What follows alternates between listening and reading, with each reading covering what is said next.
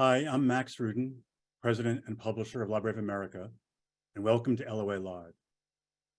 Library of America is a nonprofit organization dedicated to publishing authoritative new volumes of great American writers and to keeping the multivocal democratic spirit of our literary tradition a vital part of the culture. A special welcome to fellows and members who support our nonprofit mission. This evening, best-selling author Kate Bolick joins LOA Live to discuss one of the most gifted American writers of the mid-20th century, Nancy Hale, spirited and worldly daughter of the Jazz Age, whom Kate Bolick calls the missing link between Edith Wharton and Mary McCarthy, and who for all her immense accomplishment and success is largely unknown today. Hale, in 8 novels and over 100 short stories, explored the inner lives of women and children in luminous and deeply felt work that is remarkably clear-eyed and strikingly contemporary. 2 new LOA paperbacks restore several of these lost classics. The Prodigal Women, her greatest novel, was a bestseller in 1942.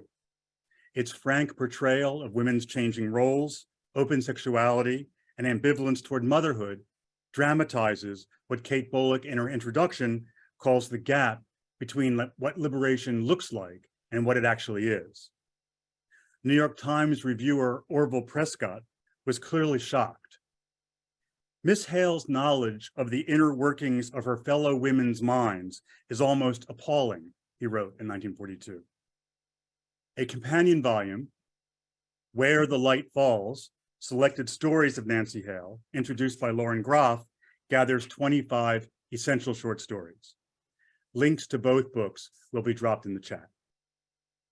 We're grateful to our partners for this evening's program, the Association of Literary Scholars, Critics, and Writers, and the Virginia Center for the Creative Arts, co-founded in 1971 by Nancy Hale.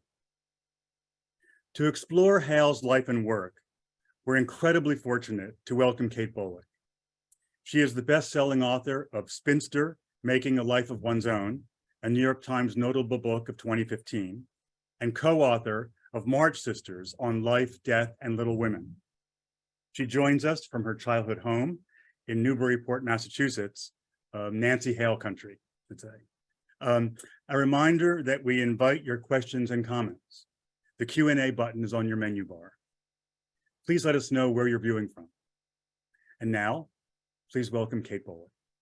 Thank you, Max, and thank you, Library of America, Brian, John, Leslie, Ben, for all of the help that you've given me working on this book and then even on this talk today.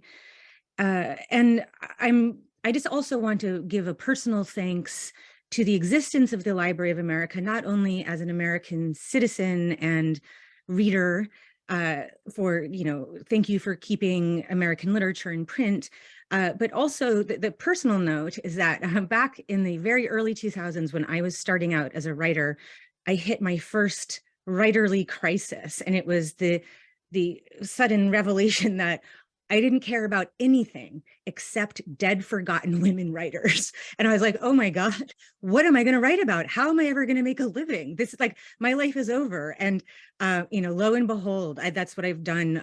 Much of my writing career has ended up being about dead, forgotten women writers. So I'm grateful to the Library of America for making that possible as well. So as you know, we're here to talk about Nancy Hale. She was I'm just going to give you some biographical, background. She was born in Boston, Massachusetts in 1908.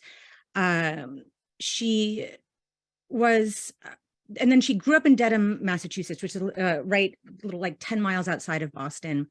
And she spent her summers in Rockport, Massachusetts. And this geographical detailing that I'm giving you is important because these places show up in her work. And she was also very much shaped by the New England that she was from, and as a person and as a writer. In 1928, when she was 20, she got married and moved to New York City. So here we are, it's, Jazz Age still going on, the high flapper era. She was very much in the swim of all of that, married, living uptown, I believe, with a, nice circumstances, working at Vogue magazine, first in the art department, and then writing captions, sometimes pinch hitting as a model, as she would say.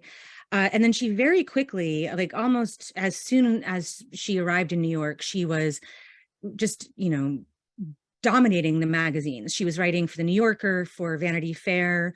She became, for the New York Times, the first woman hard news reporter, which she only did for like 9 months and then burnt out and quit and went back to writing fiction.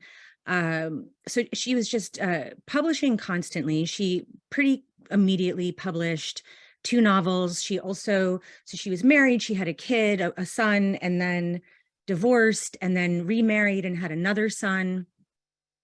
So a very active, very busy life as a 20-something in New York City, and in a kind of New York City that is not unlike the New York City of today, or maybe like the pre-pandemic New York City. It's a very, the birth of the modern era as we know it, in urban living and New York. So I wanted to go, Ben, to the first slide. So I've just got a few slides to show you over the course of my remarks here. This is Nancy Hale in 1942. So this is when The Prodigal Women, the book that we're here to talk about, was published. On the left, that's her author photo, and she's looking kind of Rosie the Riveter there. And then this portrait was by her mother, Lillian Westcott Hale, who was a very important Boston school painter. And that little Cartier watch, the kind of, the way it's being focused on there, that's because I just lifted this off of an exhibition. That's not part of the original actual portrait. But the portrait is meant to show that whenever Nancy had a big success, she would buy herself a treat. So here she is wearing a fur coat and a Cartier watch. And this exhibit also had the Cartier watch on exhibit. So there she is. At this point, she's 34. She has left her second husband and is newly married to her third and final husband. She splitting or sharing custody of her 2 sons and settling down in Charlottesville, Virginia. So here we are looking at her, like this is the end of her 14-year run in New York City as she migrates into the Virginia phase of her life. Maybe, oh, okay, Ben, I'm letting you control the image, like how long an image stays on. We don't need that one next. Sorry. So The Prodigal Women, and just a couple of notes about that before we move on into more of her family background, is, as Max said, I put her between Wharton and Mary McCarthy. That Wharton was analyzing and skewering the mores of the upper class that she had been raised in with a backward glance, looking, writing in the early modern era, looking back at the Gilded Age. And then Mary McCarthy, who was just sort of, directly after Nancy Hale, was writing about the same kinds of taboo topics of women's lives: abortion, promiscuity, ambivalent motherhood, which is still a deeply taboo kind of third rail topic. So there she is, kind of, the missing link is the way that I see it. Other contemporaries of her were the also lesser known Tess Schlesinger, who was born a year ahead of Nancy Hale, and then Eudora Welty, who was born directly after. So she was, kind of, very known in her time. The Prodigal Women was, at the top of the New York Times bestseller list for over 20 weeks. It was optioned for films starring Joan Fontaine and, oh my God, how am I suddenly forgetting, like, one of the most handsome men in the world? Is it Cary Grant? Is that possible? But, someone very handsome and star worthy. So just a lot of successes on top of her frequent magazine writing. So okay, so that's kind of just we can get into the Prodigal Women more later, but for now I'm just going to stick to her biography. So now let's go to the next slide, Ben. All of us, the families we're born into, is it's very important and formative, but especially so in the case of Nancy Hale. She was born into the very prominent old New England family, the Hale family. Her family tree contains Nathan Hale, the famous patriot who would wished he had another life to live to give his country. Also, Catherine Beecher, Harriet Beecher Stowe, Charlotte Perkins Gilman. So a very star-studded family tree with lots of social reformers and hardcore do-gooders and progressives. And so here we have her father, Philip Leslie Hale, who was a prominent painter in the Boston School. And then on to the next slide. Is, the dad's important. I don't mean to throw him under the bus or anything like that, but the mom is more important to this story. So Lillian Westcott Hale is Nancy's mother. As I said earlier, another important painter in the Boston School. So there she is in a photograph and then a self-portrait. She, there's all of this was so formative on Nancy. So one, she was raised by working parents. She was an only child and had two working parents who were not only working parents, but working artists who were selling their art, making money off of their art, teaching, showing their art, had very active public lives. And then more specifically, a working mother, rare at the time. And then again, a working artist mother. And as we know, that the artist's life is a lot different than other kinds of lives or working lives. And so Nancy had a front row seat on the vicissitudes of what it means to be an artist. Another result of this upbringing was that she grew up amid scores of images of herself. So she had this kind of digital era experience of seeing herself replicated primarily in her mother's paintings. She sat for her mother a lot.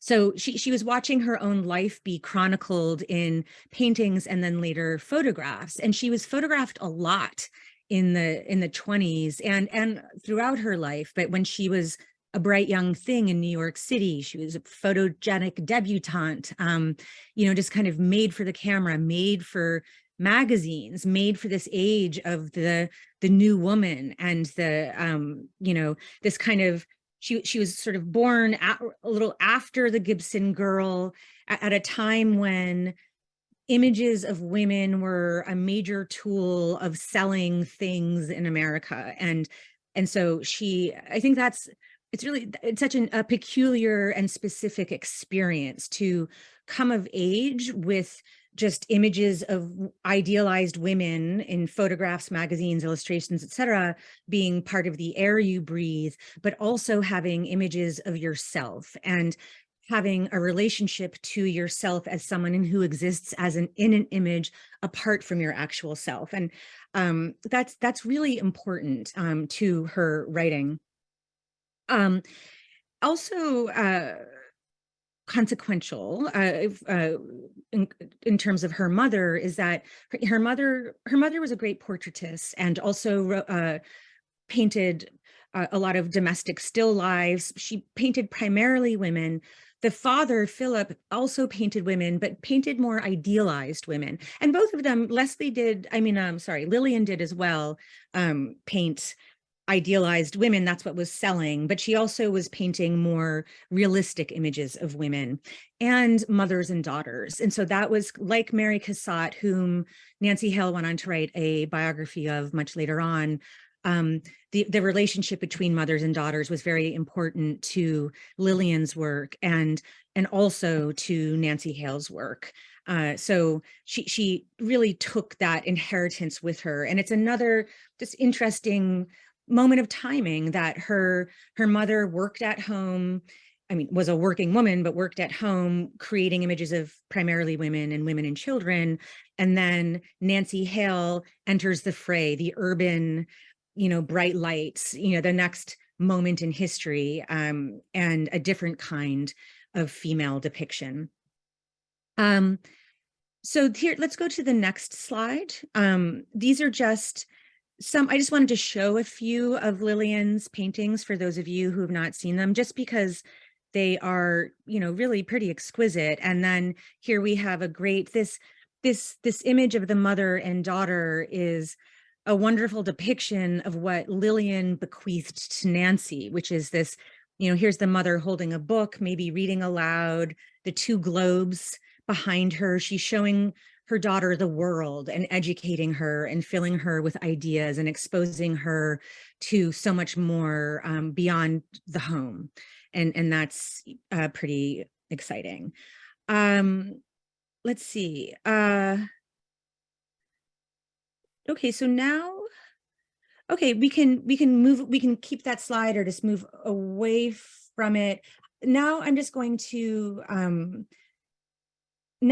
steer us back to this, the larger, wider family influence. So there, she's got her parents giving her this direct influence. She's got her lineage. She's got the specter of Harriet Beecher Stowe and Charlotte Perkins Gilman, and a kind of radical feminism and way of looking at women's lives and analyzing women's lives. So she has this kind of, like first wave feminism. She comes of age assuming the right to vote. She wasn't part of that fight, but she did not consider herself a feminist. So she was she could kind of take it for granted, I think. She had grown up with so many powerful women all around her that that feminism wasn't, her bag, as they say. So now let's go to the next slide. And this is another very important influence in her day-to-day life, is the artist Ellen Day Hale, who is Philip's sister. And this portrait, this is a self-portrait, is just one of the most astonishing self-portraits I've seen. This is 1885. Look at her owning herself in this expression. And so Ellen Day Hale was a really interesting woman. She never married. She was in a romantic friendship, as they were called, lived with her lifelong companion, a woman artist. And together they just painted all the time. They built houses next door to each other in Folly Cove in Rockport, Massachusetts, which is about 30 or 40-minute drive from where I am right now. And Ellen Day Hale built this incredible stone house with a huge studio full of light, cathedral ceilings, enormous windows. And that was Nancy's favorite room in the universe. And growing up, she would spend summers there with her aunt, and just around her aunt and all of her friends, and all of them were painters and artists of various persuasions. And then she ended up, Nancy inherited the house and spent her summers there. And so most of her adult life, she spent living with her third husband in Charlottesville, Virginia, sometimes teaching at the University of Virginia, and then spending summers in Rockport. And in the 70s, or 1971, I think, helped or co-founded the Virginia Center for the Creative Arts. So Nancy was someone who was exposed in her own personal life to working artists who were unconventional in their work, but conventional in their mode of work, and also, a conventional family structure. And then Ellen Day Hale being this very unconventional figure of how a woman can be. And so all of this is what's going on in Nancy's head when she's writing about the lives of women, and what she's just particularly equipped to be able to see the disconnects between the idealized visions and versions of the flapper and the more difficult realities of what it is to be a woman when sexism is still pervasive and structurally and systemically. So she could see through all of that, and she was writing about that in a very autobiographical way before the memoir form was as we know it today. And one of my pet theories is that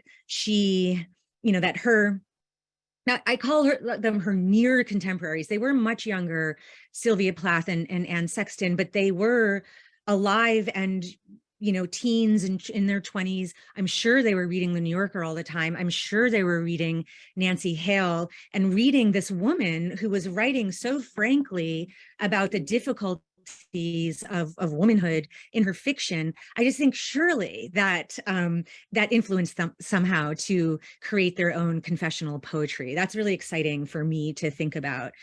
Let's see.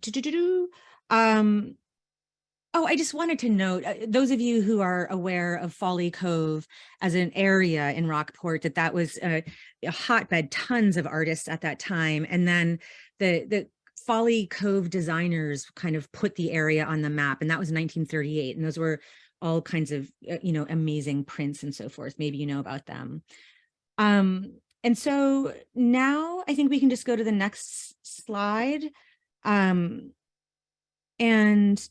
I think this is my last slide, and this is Nancy at work in 1969. I recently heard from one of her granddaughters who said that Nancy never learned how to type. She finger pecked the whole time. And part of what I like about this image is that, unlike Sylvia Plath and Anne Sexton, these like highly glamorized geniuses, she did not die. She did not end her life early. She lived a long life. She died when she was 80, and she worked until the end. And that's another exciting, to me, element of the life of Nancy Hale, is that she was a professional and doing it the whole time. And I think it's important for all of us to remember that we have these, I don't know, Edna St. Vincent Millay died at 52, so many instances of really important women writers. And these are all from Massachusetts or New England, Maine, I guess. But anyway, point being, there was Nancy living on to the bitter end.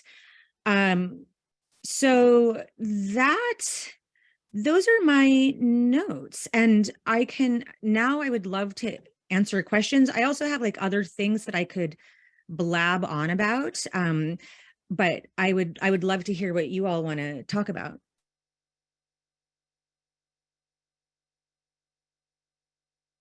Thanks, Kate, very much for those notes. Yeah, we have some questions from the audience.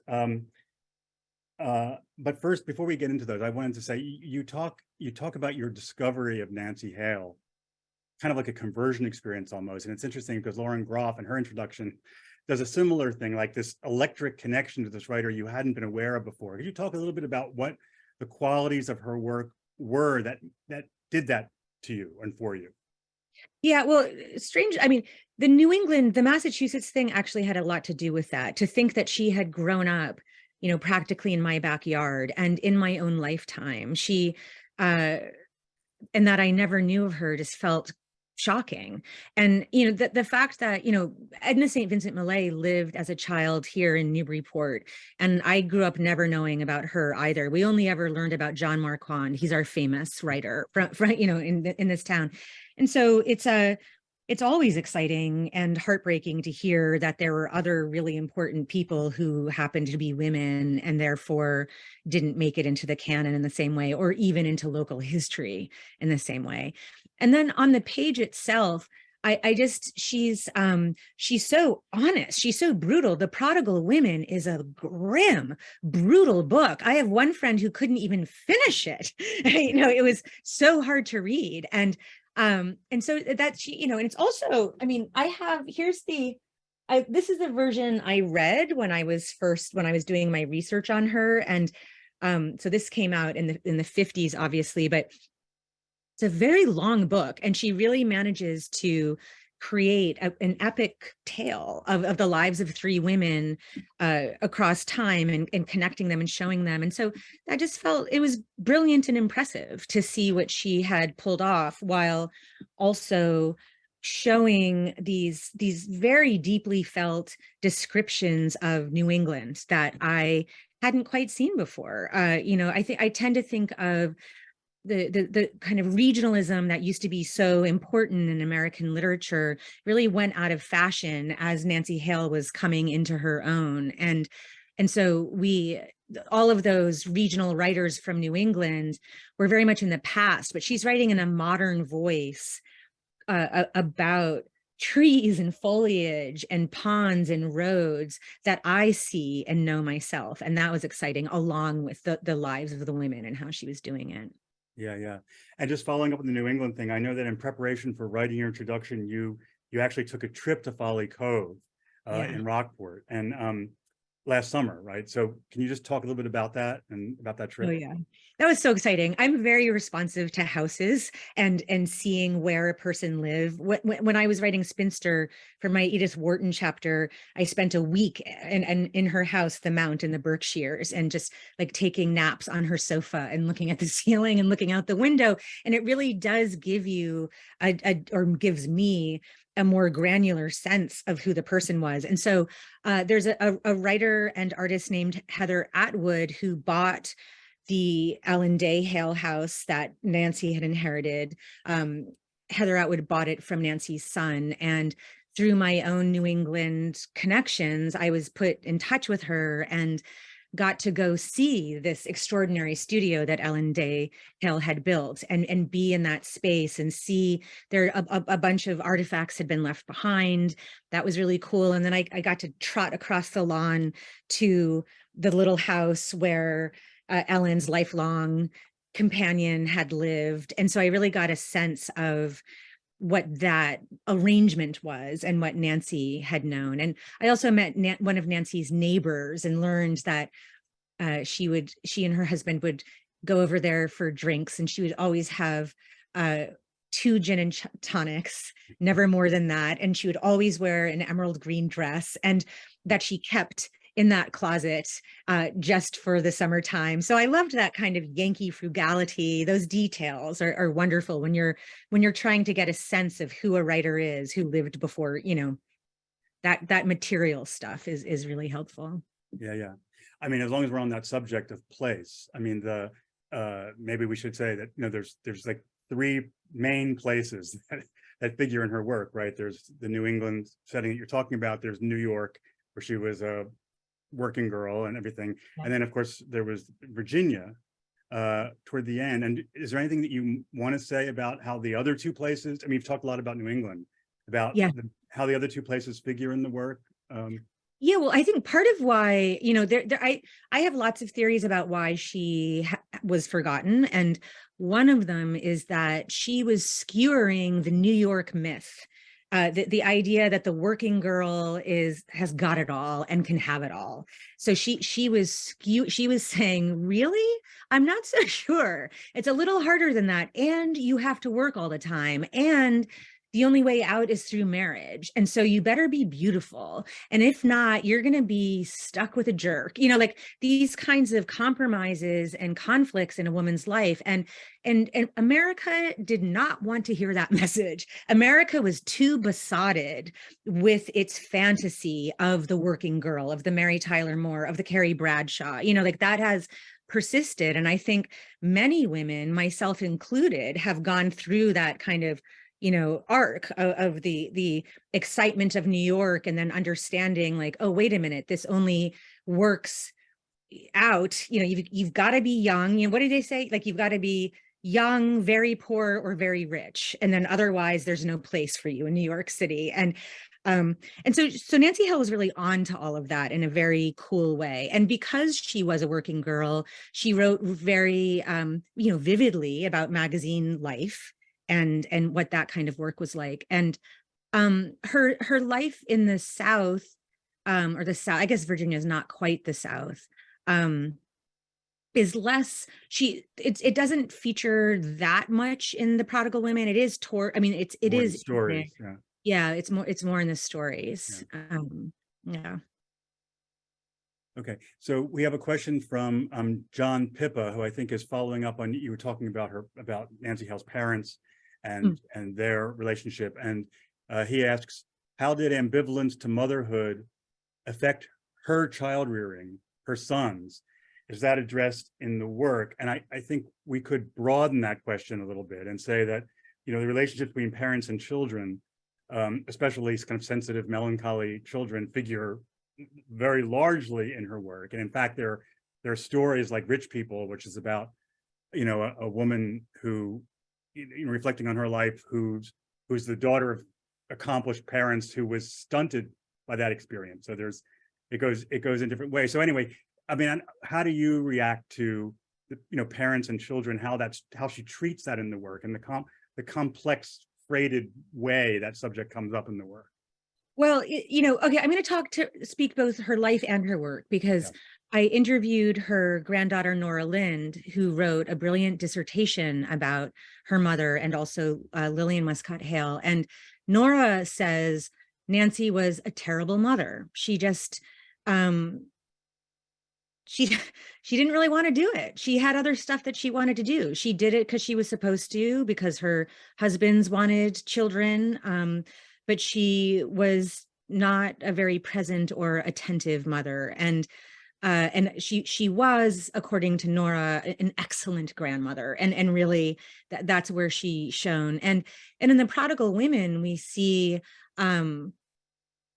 it's I can't even think of another novel that shows a portrait of mother ambivalence as strongly as this book does, when Leda's, you know, just with her son trying to figure out custody.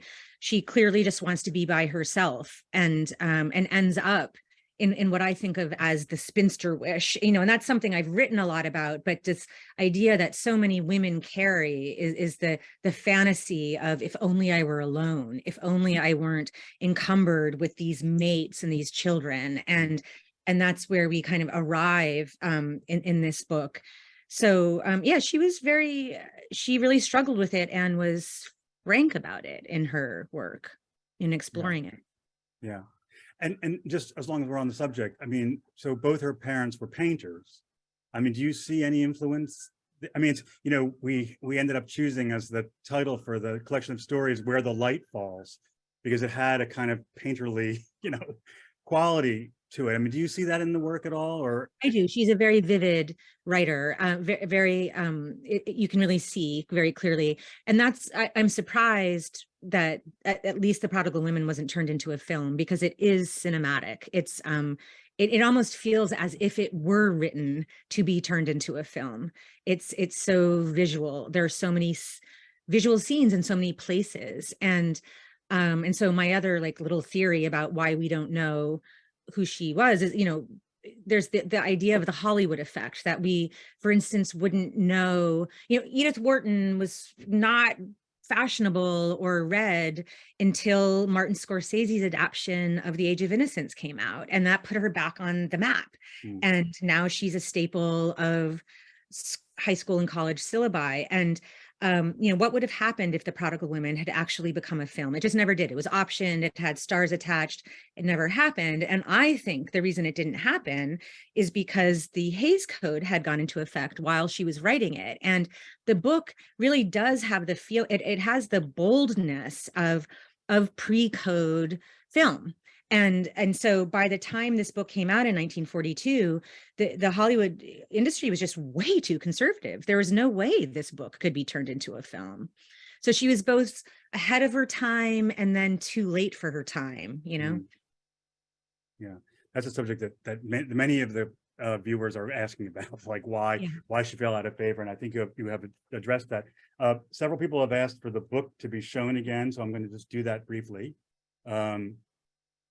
The Prodigal Women, introduced by Kate Bolick, and the companion volume, Where the Light Falls, selected stories introduced by Lauren Groff.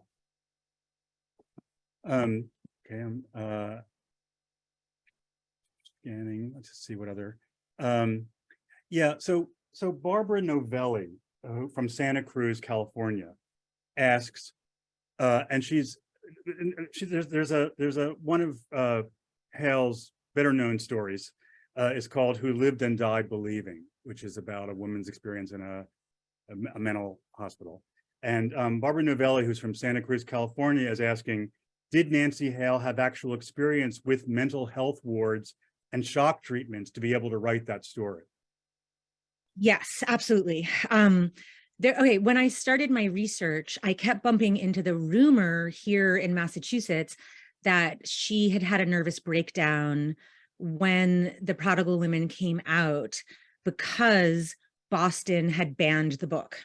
So that was the rumor that was floating around. And I investigated it. I could find no evidence of Boston banning it. There was like one church sermon had there was an advertisement for a church sermon that was against the Prodigal Women, but and I don't think I don't know why she had a breakdown. I don't know the details behind what was, but she did, and she was in institutions for several years, and that was another interruption to her mothering. Actually, her sons were really young, and but she was living in an institution, and one of the characters in the Prodigal Women has these same experiences, and so we see that again there, and it's another interesting facet of Nancy Hale, because at this point, like, Freud's ideas were so fashionable in the teens and 20s. Every bohemian was into the idea of psychoanalysis, and I don't think that stayed quite the same. Like, while during the 30s and 40s and 50s, while Nancy Hale was really struggling with these things, it was not so fashionable, and that kind of awareness of psychology is another driving force of her work. She's writing about psychology with a modern person's understanding of the subconscious, or whatever we inherited from that time period, and it's another thing that makes her feel contemporary, even though the details are dated, even though the language is dated. It's a different way of talking, but it's a very similar point of view. Yeah. So as you've said, I mean, Hale grew up in the shadow of the Lost Generation, and not in the shadow, in the footsteps of, kind of. I mean, she came a little later. And Prodigal Women has references to older contemporaries like Fitzgerald and Hemingway in it. And there's a question here from Eleanor Higginbotham from the DC area, says, how connected was she to people like Edna St. Vincent Millay and Zelda Fitzgerald, a relatively prodigal woman, she says in parentheses. And I guess I would say, so that's a question about her life in a way. And I guess I would say also, I would add to that a literary question. What's the literary relationship, would you say, between Hale's Prodigal Women and Fitzgerald's Golden Girls and Flappers on the one hand, or Hemingway's Lady Brett Ashley? I mean, these male writers who remained canonical, so to speak, throughout this period, and their treatment of women in this period, the new liberated American woman, and on the other hand, Hale, who kind of fell out of the canon for many reasons, including the ones you're talking about, and her treatment. I mean, how would you put those things together? Okay, so I'm going to answer the writing first and then the biography. So in terms of how she was treating the modern woman in relation, she was just being realistic. She was showing the real gritty, messy, dirty lives in a way that Fitzgerald and Hemingway were brilliant, but they were not. There was, God, I know I'm getting into dangerous territory. I'm not saying that they couldn't write women. I think they could write women, but there was they were still living at a time that was still so deeply sexist, that they were obstructed. There wasn't a way. I don't think they could see the realities of women's lives. They could imagine them as humans and as people and so forth, but what it means to live inside of a body that can get raped, can get pregnant, can get abused by a violent physical husband, like these kinds of elements are very real and visceral in Nancy's writing. And then what's nice to me about the question about did she know, like, Edna or Zelda? As far as I know, she did not. And I think, and I don't know for sure, but from what I can tell, and this is another one of my pet theories for why she is forgotten, is that she just didn't run with the cool kids. She wasn't hanging out at the Algonquin table. She wasn't hanging out with the partisan review crowd. And those people, all those crowds were gossiping about each other, talking about each other, writing letters about each other to each other, writing diaries, right? Leaving these troves for biographers to write these books about them and how they're all interconnected. And so what it shows is that, like, how much those people lasted, like Mary McCarthy, because of the cohort that she was with, and how much they loved to gossip and talk. And Nancy was just outside of that. When she was in New York, she was uptown. She was an uptown girl, married and a mother, working for glossy magazines. And then she was in Virginia for the rest of her life. So I think that had something to do with it. Yeah. Two other questions kind of about the novel. In an interview when Prodigal Women was published, Hale said of contemporary women that, quote, "Perhaps their dominant fear now is the fear of being afraid, which probably means that they are moving farther toward maturity." How does that comment bear on the book in your view? Oh God, that's interesting. I'm very aware of that quote, and I find it to be sort of a little bit perplexing. What I take it to mean is that women were now in this moment where, like, once upon a time, they were the angel in the house, right? So they were just supposed to be fearful, and now they were supposed to be brave. They were supposed to be doing whatever they wanted, taking on the world. And it's like, I have, one of my pet peeves is the word badass, that the contemporary badass, and the idea that just that women have to be tough and strong, and how reductive that is, and even condescending and insulting to the lives of women. And so that's how I see that quote. Yeah. And just one more question about that. So you're perfectly positioned to answer this question because you've written both about Nancy Hale and about Little Women. So one of the characters in the book is Lita March, who shares a name with Alcott's famous literary family. What's going on there in your view? Is that a conscious reference, do you think, to Alcott? And if so, do you think Hale is up to anything there, or nothing? That's not really, you don't really want to go there. Well, no. I wondered about that when I was reading it, and I just decide, I felt like there was no way to know. And so I just assumed that she was kind of tipping a hat to one of her literary forebears. Yeah. That's like, there's another kind of mystery I hit upon at one point when I was writing about Charlotte Perkins Gilman. Her oh my gosh, her famous The Yellow Wallpaper, the heroine's name is Esther Greenwood, and that's the name of the heroine in Sylvia Plath's The Bell Jar. And I wish I knew if Plath was doing that on purpose or not, and I don't know. Well, our last question from the audience, and I don't know if you want to field this one, because this relates more to the short stories than to the novel, so it's up to you. But Hale's, most people, I guess, don't know that of the 100 stories that she published or so, 10 won O. Henry prizes, and 4 were in Best American Short Story. She has a remarkable, and not only, and in addition to that, I think it's true that she holds the record for the most short stories published in the New Yorker magazine in a single year, which is 12. I think that's right. Anyway, but Charles Daniels, who's viewing, asks, and again, I don't know if you want to answer this or not, but asks about her relationship to the New Yorker. I mean, is there any, into the staff and to the editor, and I don't know if it's a subject you've explored, but if you had any comments about that, about the New Yorker, about the New Yorker short story, about Hale, that you wanted to share.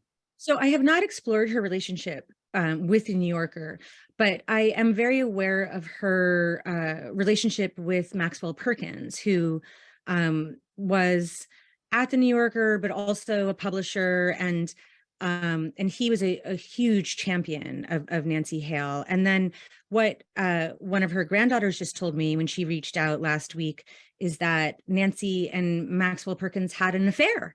So that was exciting. Gossip, as someone who likes gossip. But